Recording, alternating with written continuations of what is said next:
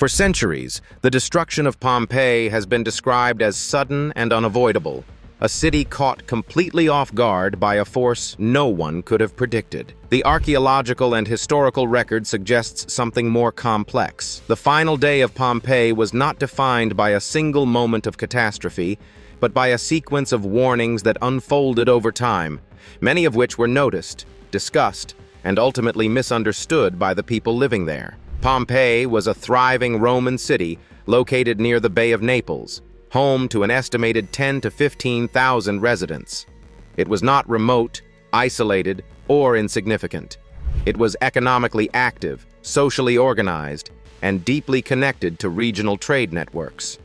Daily life in Pompeii was well documented through inscriptions, graffiti, official records, and physical remains, which is why historians are able to reconstruct its final hours with unusual clarity. In the years leading up to the eruption of Mount Vesuvius, the region experienced frequent seismic activity. Earthquakes were not uncommon in southern Italy, and Pompeii itself had suffered a major quake in the year 62 AD, causing widespread damage that was still being repaired nearly 2 decades later. Because earthquakes were familiar, they were not treated as extraordinary events. They were part of life. In the days immediately preceding the eruption, tremors became more frequent and more noticeable. Buildings shifted. Cracks widened in walls that had already been weakened. Stone columns leaned slightly out of alignment. These signs were visible across the city, but they did not trigger panic. There was no cultural or scientific framework for connecting earthquakes to volcanic eruptions. The mountain looming nearby was not viewed as a threat. Mount Vesuvius was not recognized as a volcano in the modern sense. Its slopes were fertile, covered in vineyards and farmland. Generations had lived beneath it without incident. There was no collective memory of eruption. As a result, the mountain inspired productivity, not fear. On the morning of the eruption, daily life in Pompeii continued as usual. Markets opened, workshops operated, homes were occupied. People went about their routines with no indication that the city was facing imminent destruction. Archaeological evidence suggests that many residents had no intention of leaving, even as conditions subtly began to change. As the day progressed, seismic activity continued. Water levels in wells fluctuated. Some animals reportedly behaved erratically, reacting to vibrations humans could not fully perceive.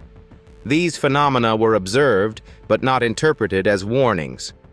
They were treated as temporary disturbances, similar to others the city had endured before. By early afternoon, the eruption began. A massive column of ash and gas rose from Mount Vesuvius, reaching high into the sky. Pliny the Younger, observing from across the bay, described the cloud as resembling a pine tree with a tall trunk and spreading branches. This account remains one of the most important eyewitness descriptions of a volcanic eruption in history. At this stage, the city was not yet doomed. Ash began to fall, but lightly. Visibility decreased gradually. Many residents paused to observe what was happening rather than flee immediately. Some likely believed the event would pass, as earthquakes often did. Others may not have understood the scale of what was unfolding. As ashfall intensified, roofs began to accumulate weight. Pumice stones rained down, making movement increasingly difficult. People began to gather possessions. Some families attempted to leave the city. Archaeological evidence shows footprints leading toward exits and roads, but it also shows evidence of hesitation. Some individuals turned back. The decision to stay was not irrational by Roman standards. Evacuating a city was dangerous. Roads could become blocked. Traveling with family members, the elderly, or children carried risk. Without clear understanding of the threat, staying indoors may have seemed safer than fleeing into uncertainty. As evening approached, conditions deteriorated rapidly. Ash thickened in the air. Breathing became difficult.